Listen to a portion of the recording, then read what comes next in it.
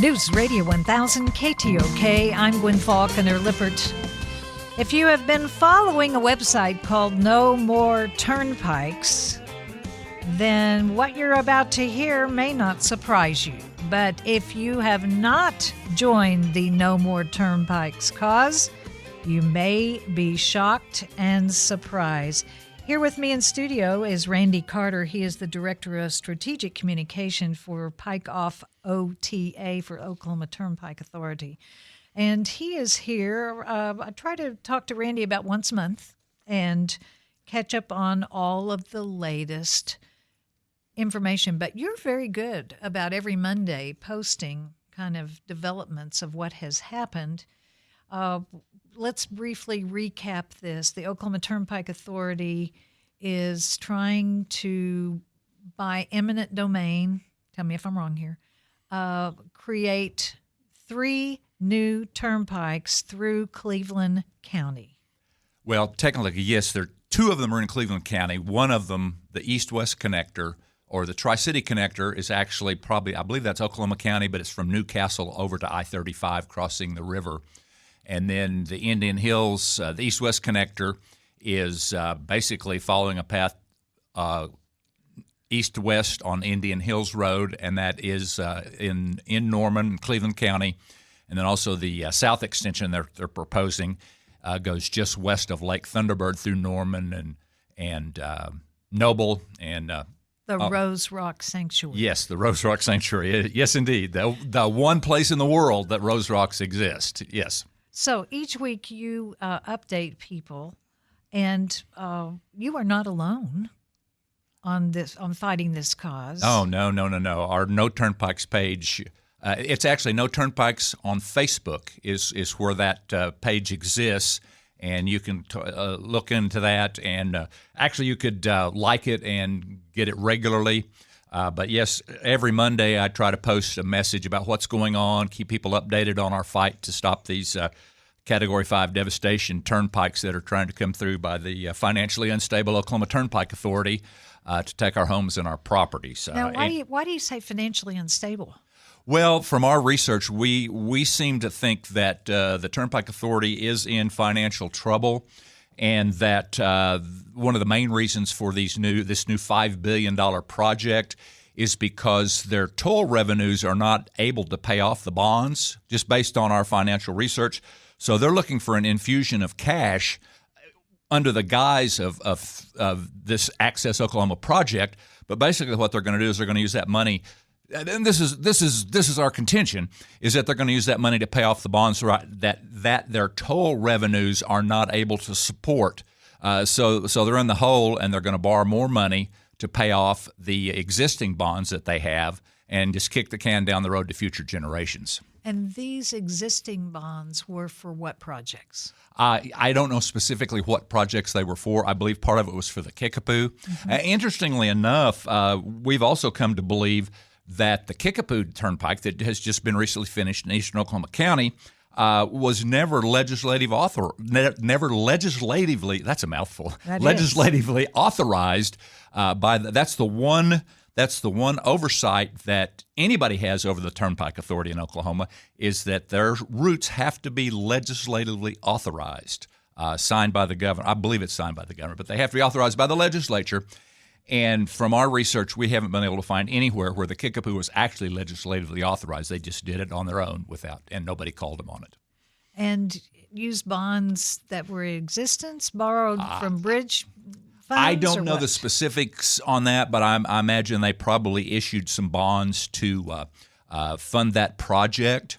Interestingly enough, they hired a company to make projections as to what those toll revenues might be, which is what they sold those bonds based on, the revenue projections, which means, hey, we're going to have this much money coming in, we can pay this much on the bonds. Well, I don't have the exact figure in my mind right now, but I believe it's geometrically less than the number of cars that are actually going through from what they projected. So they're not even generating the revenue now to pay off the bonds that they projected that their traffic would pay off on the Kickapoo. Are there 2 lawsuits pending? Yes. There are 2 lawsuits pending, and actually there's going to be a hearing tomorrow. One of the lawsuits is filed by Stan Ward, whose home is actually in the path. He's about 3 miles south of me. My home is in the path too, and everybody should know that. That's why I've become such an activist. But I'm finding out all these unsavory things about the Oklahoma Turnpike Authority. Yes, it's Stan Ward's contention, and there's about 250 plaintiffs that have signed on to this lawsuit. Okay. It's their contention that the Oklahoma Turnpike Authority violated the Open Meetings Act. And tomorrow... For transparency...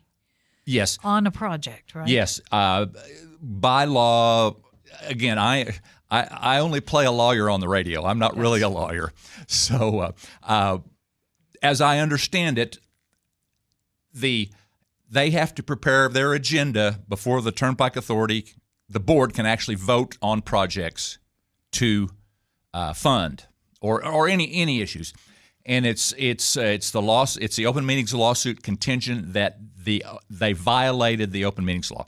There's a phrase that an ordinary citizen of average intelligence should be able to understand what the agenda covers and what they're voting on, and it's our contention that it does not. And we've really got quite a bit of evidence in our favor.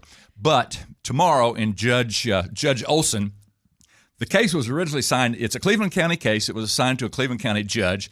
That judge recused himself, so it ended up being assigned to Judge Timothy Olson, who is a Seminole County judge.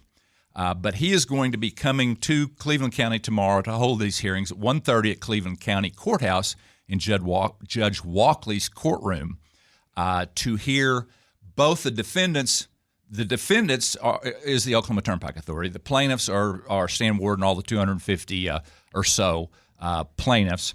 Both sides have asked the judge for summary judgments, which means that the judge will decide based on the evidence presented, and it will not go any further to trial. But so the judge is going to hear both sides' petitions for summary judgment tomorrow. So, and the Open Meetings law team has deposed a number of people involved from the Oklahoma Turnpike Authority. Timothy Gatz, the Secretary of Transportation, who is the head of the Oklahoma Turnpike Authority, Joey Kelly, who is the Deputy Director of the Oklahoma Turnpike Authority, 3 members of the actual board, the Oklahoma Turnpike Authority board, have been deposed, as well as Jessica Brown, the Communications Director. So when they deposed these people, it was separate from this. Have you seen these depositions? No, only the plaintiffs on the case were allowed. So Stan Ward has seen these depositions. Oh, Stan Ward conducted the depositions. Trust me, I would never want to go up against Stan Ward. I would love to be on the same side if I ever had that situation. I am personally not a plaintiff, so I did not get to see the depositions. But 4 of the plaintiffs were allowed into the room when the depositions were taking place, and they were video broadcast, and the other plaintiffs could log into the depositions that were being videoed.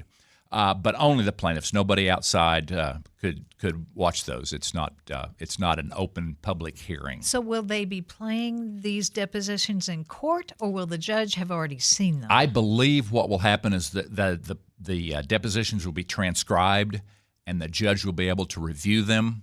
I'm not specifically sure exactly how that works. It may be that these were depositions conducted by the plaintiff's attorneys. They may just take pieces out of the depositions. The depositions were like 3 or 4 days and all day long. The first day that Joey Kelly and Tim Gatz were deposed, it started like at 9 in the morning. Did not get over until 7 in the evening. So there's a lot of text in that deposition transcription. So again, I'm not a legal expert. I don't know what will be given to the judge, or whether he will be made aware of all of it or not, or whether it will be presented in court. But there's a lot of things that are going to happen. I don't know exactly how it's going to work, but there's going to be a hearing tomorrow, and it'd be great if all our No Turnpikes friends would they're welcome to come to the courthouse and show their watch? support. Yeah. Yes. But I want everybody to behave properly and act nice, and it's a courtroom that we need to have proper decorum. Let's stay with this case for a few more minutes before we go to the Supremes. Oh, okay, And, sure. So part of the deposition was to depose Jessica Brown, who was, I think, the communications director for the Oklahoma Department of Transportation. Yes, she is. I believe she's director of strategic communications for the Oklahoma Transportation Authority.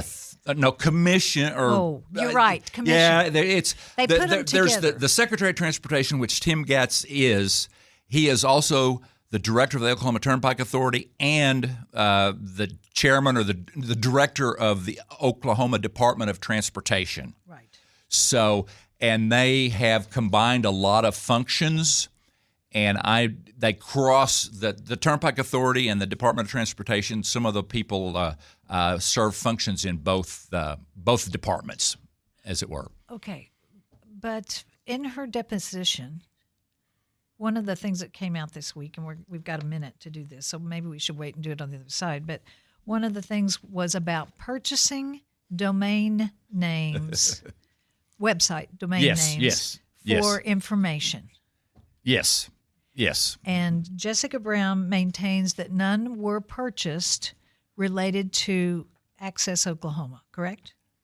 Well, according to her statement, we'll read her statement here in just a minute. What you're looking at is a copy of the email thread that came from her, that was going on between her and their PR agency.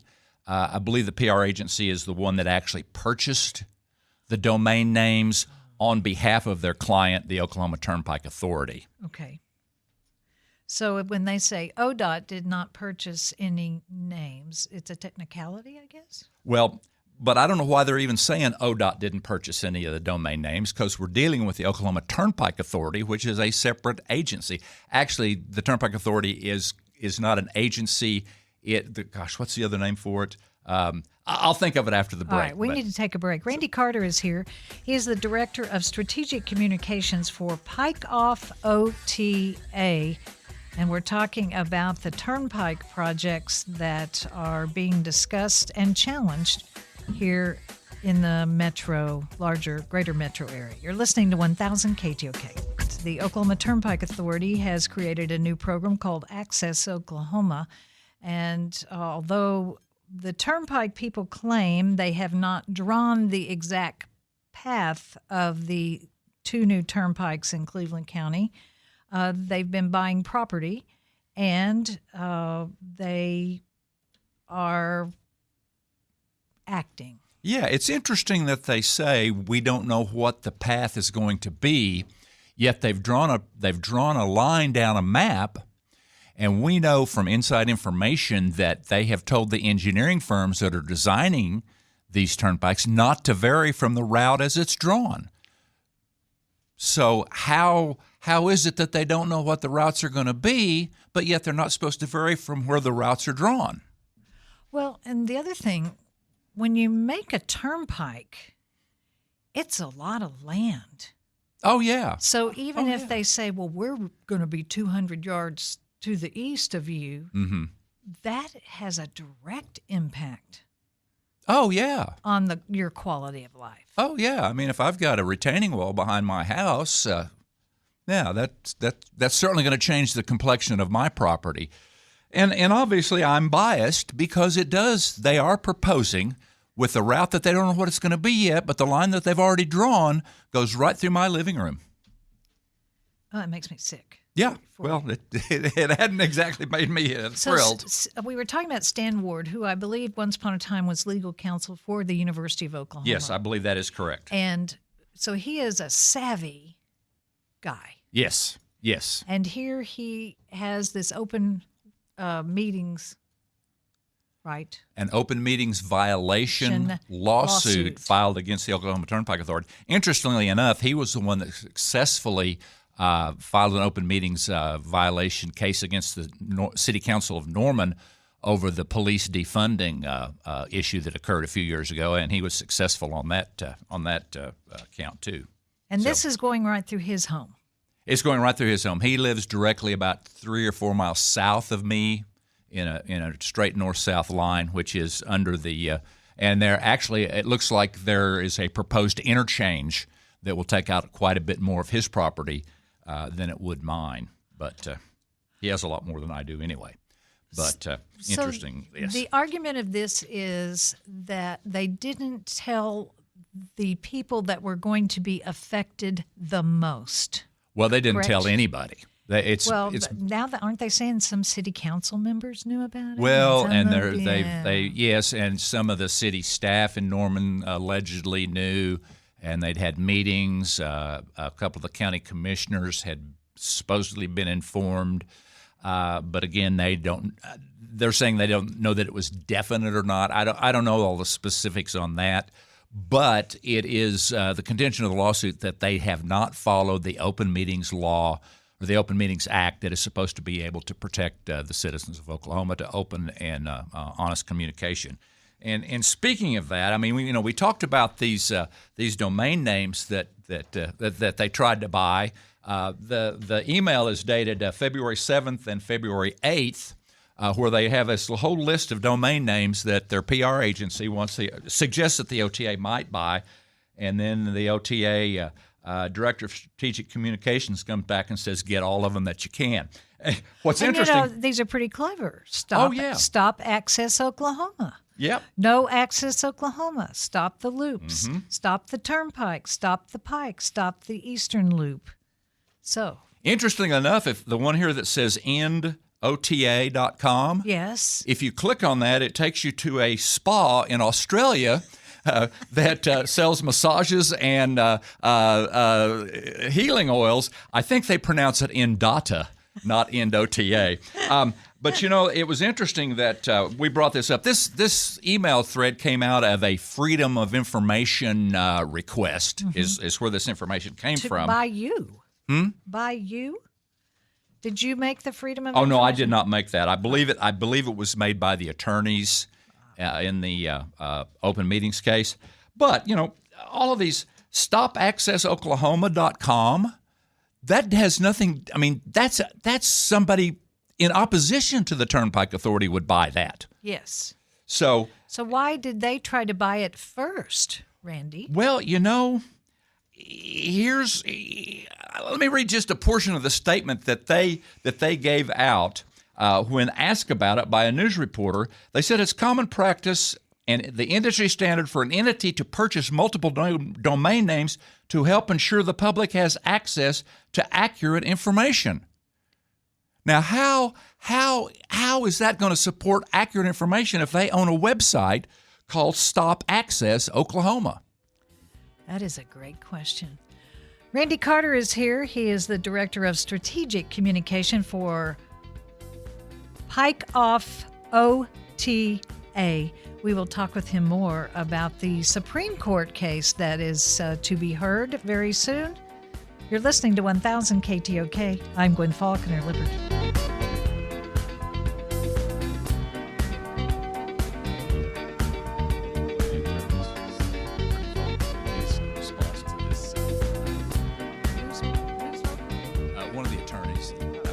Richard Labarth is one of the other.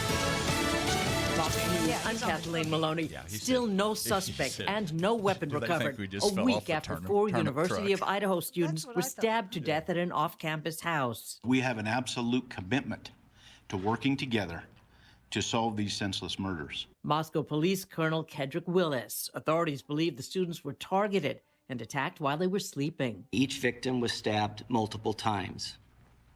There was no sign of sexual assault. Operations Captain Roger Lanier.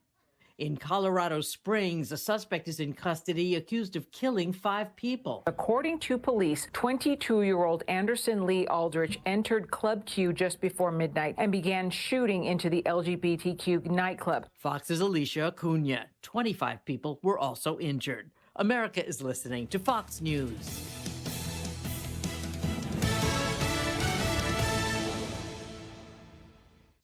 On the air and online at KTOK.com. News Radio 1000 KTOK, Oklahoma's first news.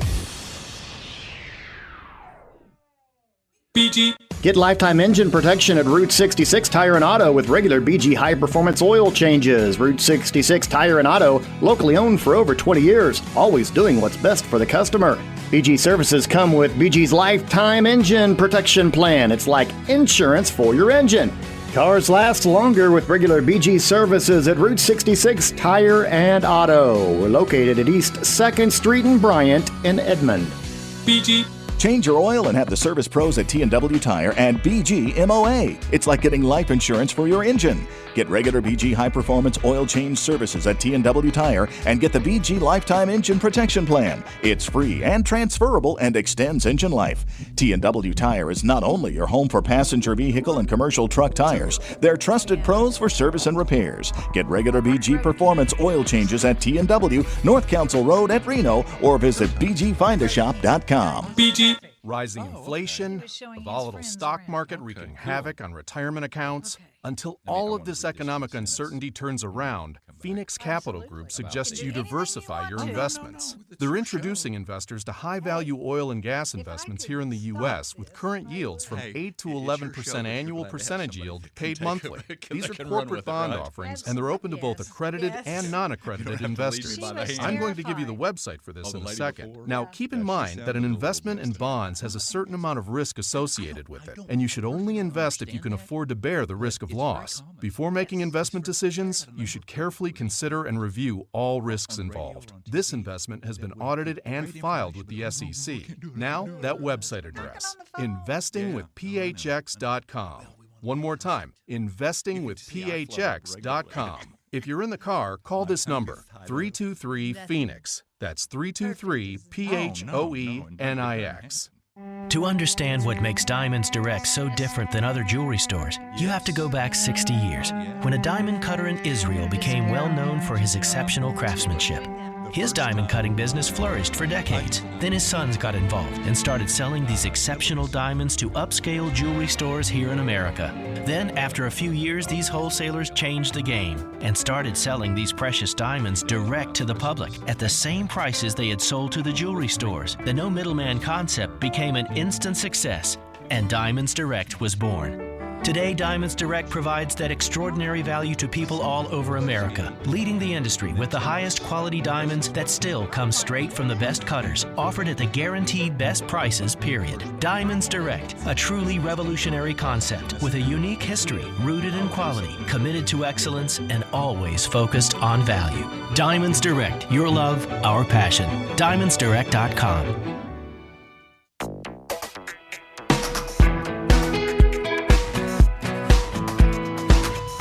News Radio 1000 KTOK, Gwin Faulcon-Lippert, talking with Randy Carter. He is the Director of Strategic Communications for Oklahoma. No, that's what I would name it. It is Pike Off OTA. And yes, I am referring to the proposed turnpike projects that, Randy, they say it's only 200 families, and you all say 600 families. Well, now, the reason we say it's 600 families, or 600 properties, 600 homes or businesses. Oh, wow. Yeah, is because we had people, somehow they figured this out. They looked at the line that they'd drawn. That isn't the official line. No, but it's the one that they have on their website. And then they pulled up Google Maps, and they counted the number of homes that it would be affected.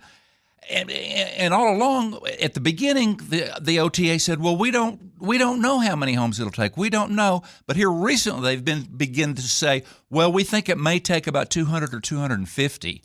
Like, oh, that's no big deal. But to those 250 people, it's a big deal. But again, according to our map, it looks like it's more like 600. Yes. So, there's a discrepancy there. But hey, talking about discrepancy, let's go back just for a second to this domain name business that we were talking about. In the statement from Jessica Brown to the media, she says, "In no form or fashion has OTA ever attempted to silence those opposed to the turnpikes. But yet, they want to buy websites or domain names for websites that say stopaccess.com, stoptheloop.com, stopota.com. I'm surprised that they didn't try to buy stupidokiesrus.com.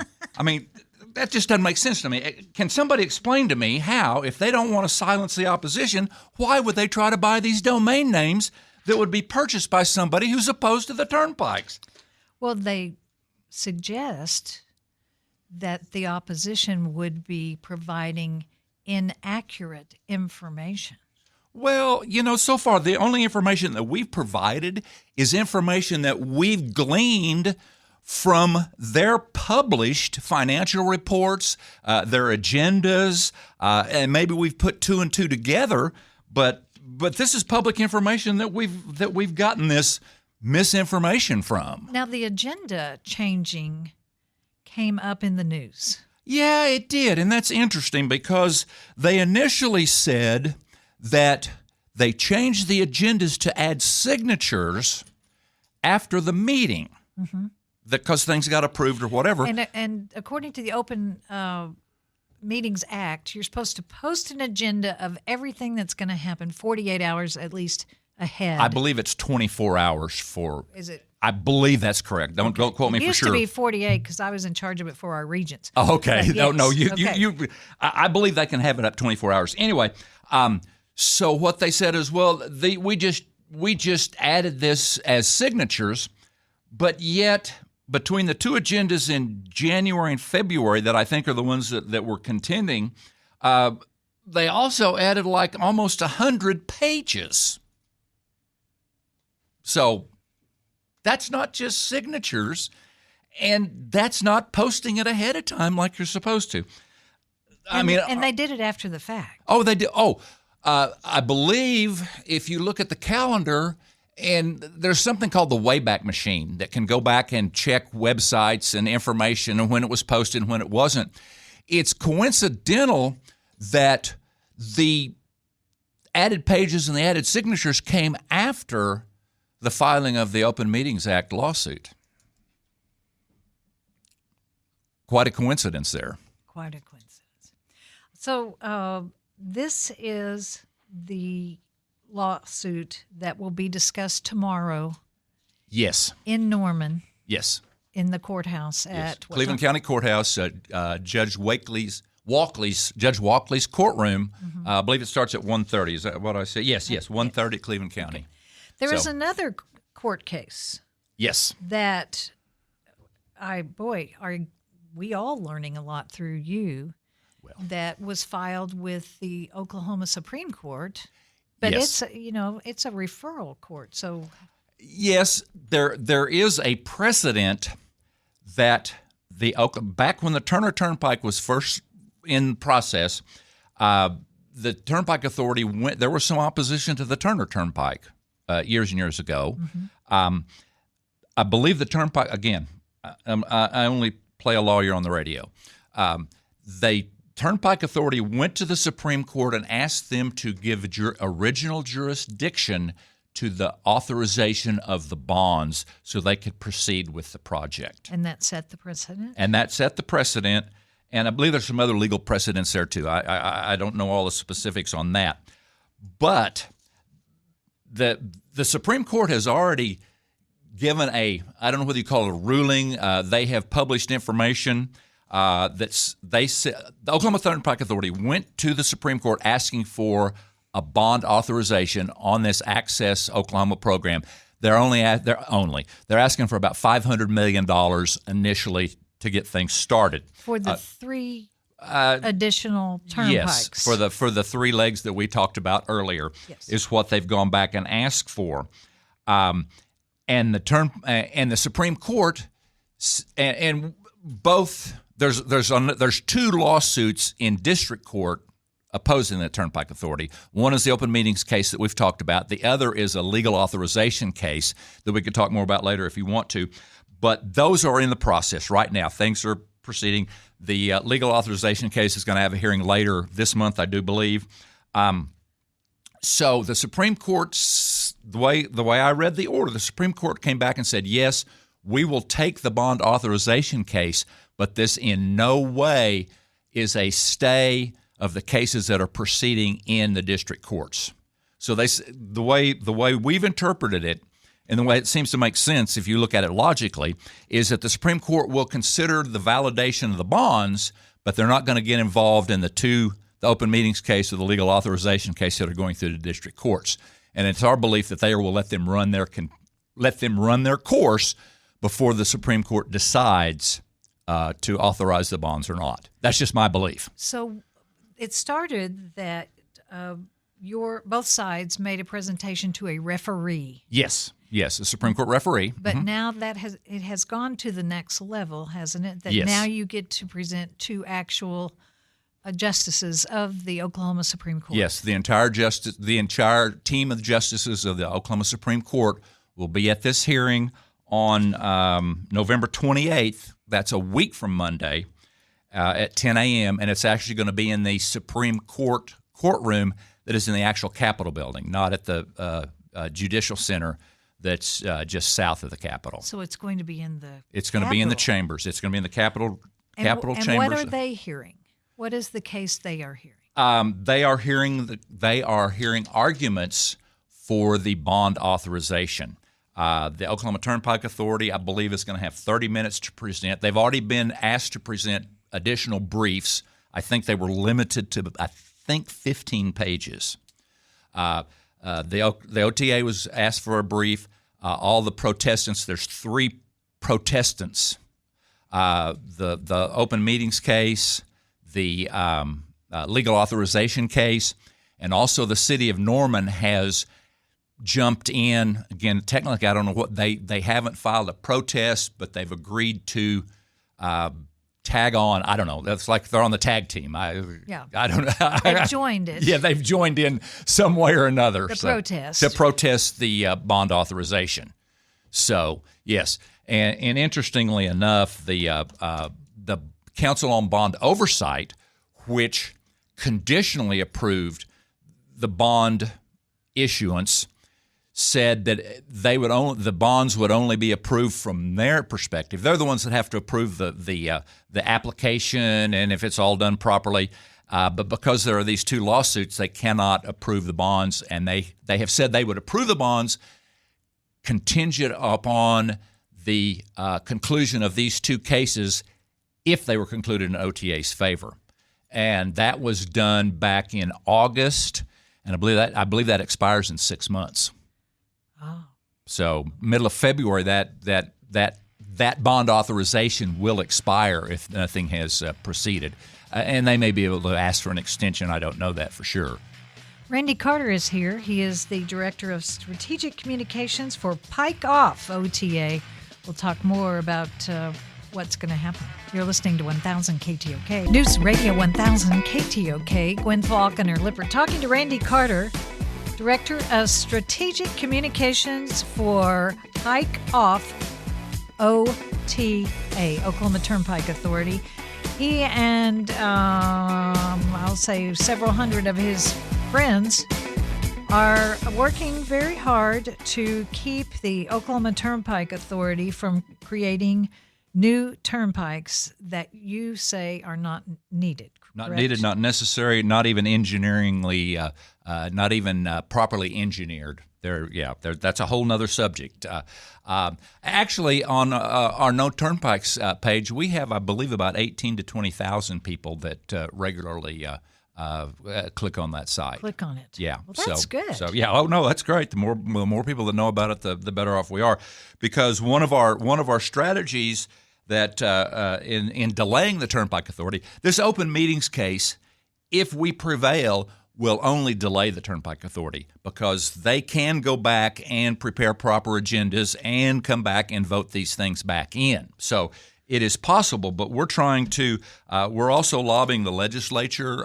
We're working on some legislation to rein in the Turnpike Authority, and we're planning a very heavy push in lobbying efforts.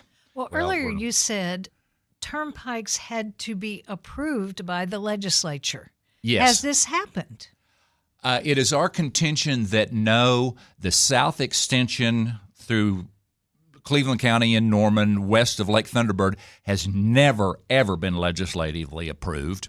The east-west connector and the Tri-City connector were legislatively approved back in the 80s under one bond issue that had three or four other turnpikes, and written into the legislation that all of those turnpikes had to be bonded at the same time and constructed at the same time, or in the same bond processing. And it didn't happen? It did not happen. I believe only one of them, and I believe that was the Kilpatrick that ended up getting built at that time. So according to that law, those turnpikes are no longer legislatively authorized. And who will decide that? That will be decided in the other case against the Turnpike Authority that's the legislatively authorized, and that is brought on by PIKE OTA and a number of other individual plaintiffs.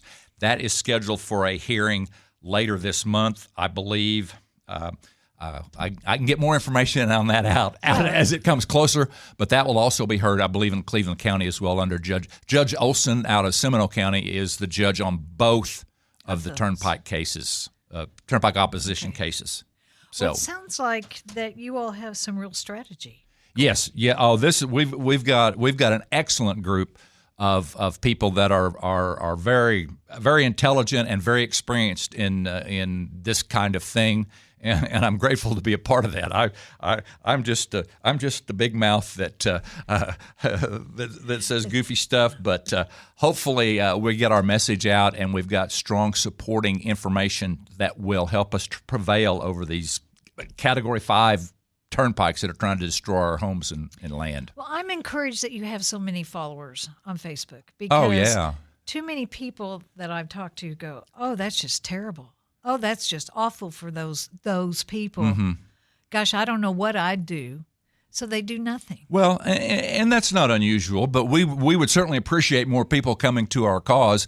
And in fact, we do have on pikeoffota.com, we have a place where they can contribute. They can make a donation to our cause if they'd like to do that. I'm not going to pump that real hard, but that is available, and we'd certainly appreciate any support in that direction, and that's something that they could do if they wanted to.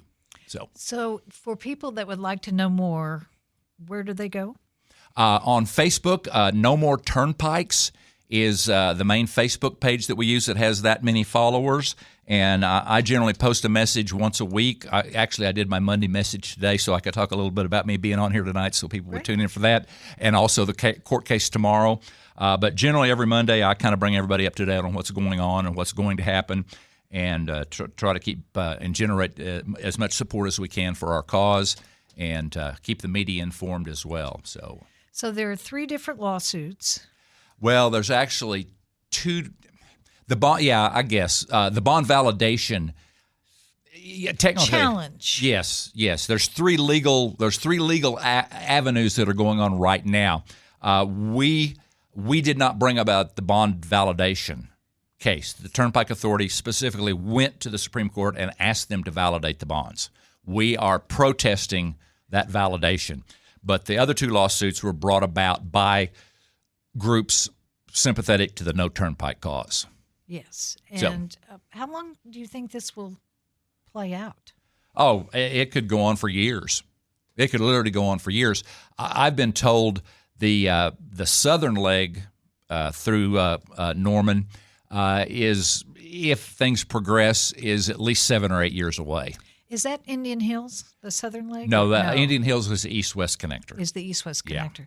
What's the southern leg? Is it the one that goes to Purcell? Yeah, it goes from basically where the Kickapoo ends at I-40. It kind of jogs to the west a little bit and then get back south on the west side of Lake Thunderbird and connects just north of Purcell on I-35.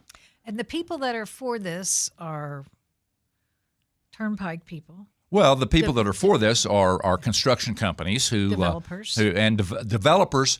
I believe there is a push to try to get East Norman developed into subdivisions right now. According to city ordinance, I believe it is east of 48th Street in Norman. You cannot build a home on less than 10 acres at this point, and that is because it's in the watershed of Lake Thunderbird. Lake Thunderbird is an impaired watershed. Or an impaired lake, and Lake Thunderbird is the water source for Norman, Midwest City, and Del City, And it's our contention. Well, the Turnpike Authority has done next to no environmental studies. And one of the reasons that they haven't is because they are not funded by any kind of federal funds. They are not required to do environmental studies. And the very small little, they do basically a 2-page thing. A normal environmental study takes, I believe, 2 years to complete. They have to go through all the seasons and migration habits and rainfall and all that kind of stuff. So how can the leaders of Norman and these other surrounding towns that will be affected by that watershed not be speaking out? Well, the city of Norman has, the city council voted unanimously to oppose the turnpike, and they have hired outside legal counsel who have filed protests with the Supreme Court, and they will be in on that hearing. They filed briefs as well. I'm under the impression, you know, how you hear things through the grapevine, that the city of Noble is in favor of it. I don't know that for a fact. That's just, maybe I shouldn't say that. I may be spreading rumors. But, and, you know, I can see where, look what's happened on the Kilpatrick. There along Memorial, it's just boomed. Yes. However, it's kind of boomed and busted just a little bit because I believe there's a number of empty spaces up there. Yes. That the traffic has not been able to sustain. But that's kind of what we see they're trying to do with the east-west connector along Indian Hills. And Indian Hills, the way it's proposed now, even though they don't know what the route is, the way it looks now is Indian Hills will be the north access road of the turnpike. And they'll also build a south access road. What about all those houses that are along Indian? Oh, they'll tear them down. Wow. Yeah, and with access roads on both sides, that makes the swath even wider than what it would be if it was just the north or the east and the west. Yeah, say goodbye to those neighborhoods. Oh yeah. They'll I mean, and that's why we're so upset. And plus, they are using old data to say that I-35 will be crowded. It's our contention and research that we've seen and had people do that their numbers are just inaccurate. So, again, well, and we saw with the Kickapoo was already started and running. I mean, it was in the process of being built, and then they decided to do the study for toll revenues and other things to present to that. So they kind of got the cart before the horse, and it's our contention that that study was done as a means to justify what they'd already started, and that was I mean, you know, you hire an engineering firm to do a study for you, and if you know what your outcome wants to be, well, anyway, I'm not going to make any accusations here. No. If you want to know more about No More Turnpikes or Pike Off OTA, contact Randy Carter through Facebook. Facebook, yes. Randy A. Carter is me on Facebook. No More Turnpikes is our Facebook page. And we have a website. It's in the process of being updated. It's a little bit dated, but we're an all-volunteer organization. Nobody's getting paid to do any of this stuff. We're all fighting for our homes and properties, and we've got a lot of passionate people who sometimes who are highly educated people. Yes, highly educated and highly motivated. You did not just fall off the turnip truck. Thank you so much, Randy. Keep me posted, and good luck tomorrow. All right, Gwen, thank you. You're listening to 1000 KTOK. I'm Gwin Faulcon-Lippert. Happy Thanksgiving, everyone, and I hope you have a safe week.